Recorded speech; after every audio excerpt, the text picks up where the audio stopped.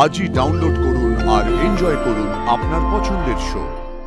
তুমি যখন এটাই চাইছো যে আশির প্রতি তোমার ধারণা ভাঙতে গেলে আমাকে আজ তোমায় এখানেই বিয়ে করতে হবে, তাহলে আমি সেটাই করব। সাক্ষ্য, আমি যে সত্যি তোমার আছি এবং থাকবো তার প্রমাণ দাও।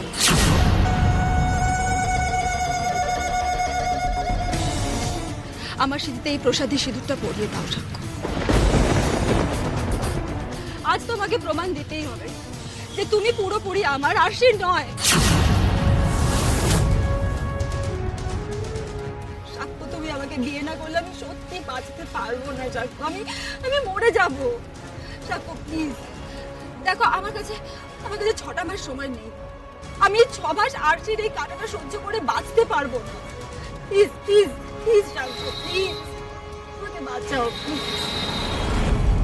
তার মানে ম্যাডামের এইটাই প্ল্যান ছিল, এই জন্য এত নাটক, সাইকিয়াট্রিস্টের কাছে যাওয়া, স্যারকে একা নিয়ে ঘুরতে যাওয়া।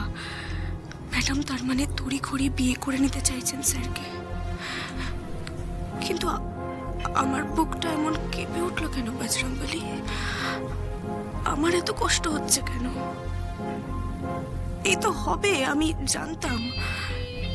স্যার তো আমাকে স্ত্রী হিসেবে মানেননি কখনো, আমি তো জানি সেটা।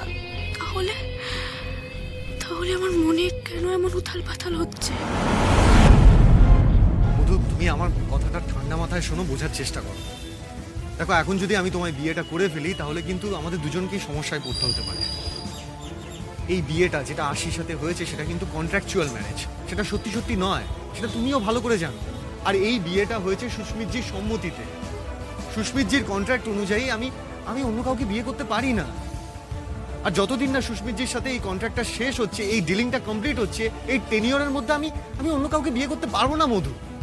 আর এটা কোনোভাবে জানাজানি হলে একটা ভয়ঙ্কর অবস্থা হবে, কেন বুঝতে পারছো না? তুমি অজুহাত খুঁজছো, তুমি আসলে স্বীকার করতে চাইছো না যে তুমি আশিকে মন থেকে ভালোবেসে ফেলেছো। তুমি নিজেকে আশির হাজবেন্ড ভাবতে শুরু করে দিয়েছো। হ্যাঁ, আর সেই জন্য তুমি এই অজুহাতগুলো খুঁজে খুঁজে বের করছো বারবার করে। সাক্ষ্য, তুমি আশিকে নিয়েই থাকো, আমাকে নিয়ে আর কনসার্ন হতে হবে না তোমাকে। আমাকে বিয়েও করতে হবে না।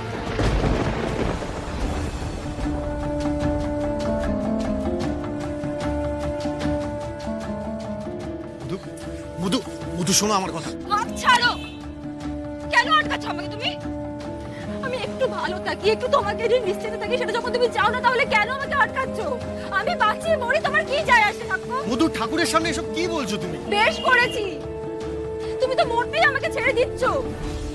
সাক্ষ্য, দেখো আমি তোমার আর আশির মধ্যে থাকতে চাই না। তোমাদের দুজনের মধ্যে আমি আর থার্ড পার্সন হয়ে বাঁচতে পারছি না। তুমি থাকো, তুমি তোমার আশিকে নিয়ে খুব ভালো থাকবে, ঠিক আছে? আমি যাচ্ছি। মধু, মধু চুপ, একদম চুপ। ঠিক আছে, তুমি যখন এটাই চাইছো যে আশির প্রতি তোমার ধারণা ভাঙতে গেলে আমাকে আজ তোমায় এখানেই বিয়ে করতে হবে,